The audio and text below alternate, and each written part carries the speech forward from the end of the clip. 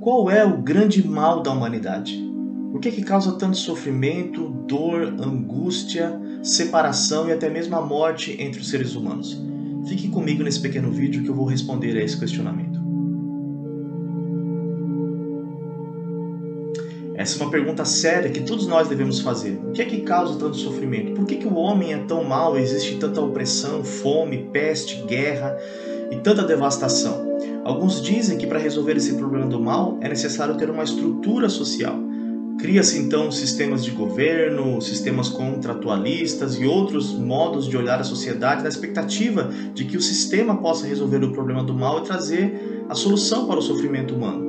Outros dizem que o problema do ser humano é um problema psicológico, que o homem precisa de autoestima, olhar para dentro de si e enxergar o seu próprio valor. Outros dizem que o problema do homem é um problema metafísico.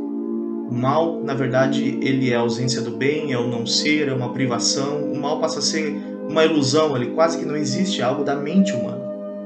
Outros dizem que o mal advém da ignorância, que o advento da ciência, o avanço da tecnologia poderá resolver todos os problemas do sofrimento humano, inclusive a morte. Todavia, o que nós temos visto é que a esperança em tudo isso que eu acabei de dizer nunca pôde resolver o problema do mal e do sofrimento entre os seres humanos. Sabe por quê? Porque o mal não é metafísico, o mal não é psicológico, social ou científico. O mal, ele é ético, é a violação da lei de Deus, é a desobediência. Quando Adão pecou no jardim do Éden, o pecado entrou no mundo e a Bíblia diz que juntamente com ele o mal e a morte, que trouxe a maior dor de todas, que é a dor da separação. Vivemos hoje uma sociedade completamente depravada, caída, conforme o apóstolo Paulo diz que todos pecaram e destituídos estão da glória de Deus. Todavia, Deus não deixou o homem no seu infortúnio. Deus não ficou debruçado na janela da eternidade vendo a humanidade indo de mal a pior. Deus preparou um caminho para que o mal fosse destruído.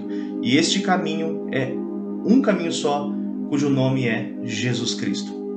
O apóstolo Paulo vai dizer em Romanos capítulo 8, verso 3 e 4, que Deus enviou seu próprio Filho em semelhança de carne pecaminosa e no tocante ao pecado, com efeito, condenou o pecado na carne. Ou seja, em Cristo nós temos a resolução da maior antítese do mundo, do maior sofrimento do mundo, que é o pecado. É o pecado que destrói famílias, é o pecado que trouxe a morte, é o pecado que traz a confusão social, os distúrbios psicológicos, é o pecado que traz a ignorância e coisas desse sentido.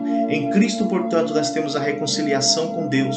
Em Cristo nós temos as virtudes sociais, é em Cristo que nós passamos a enxergar a sociedade como ela de fato deve ser enxergada, o homem na sua devida dignidade. É em Cristo que nós temos real valor, propósito e sentido para a vida. É em Cristo que nós temos o conhecimento verdadeiro, porque a sabedoria se inicia com o temor do Senhor, de acordo com as Escrituras. E é em Cristo que nós temos a esperança metafísica que a filosofia não pode dar, ou seja, a certeza de que haverá um lugar em que não haverá mais dor, sofrimento, angústia, onde a Bíblia diz que Deus enxugará dos nossos olhos toda lágrima.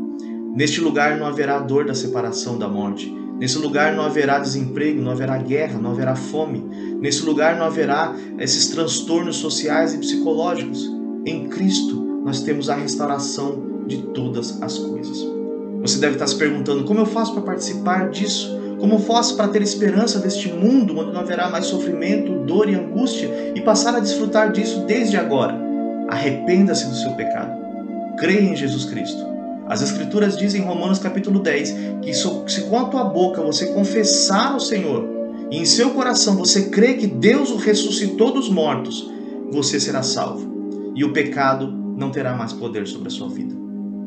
Creia em Jesus Cristo, se arrependa dos seus pecados e desfrute da salvação. Deus abençoe a sua vida.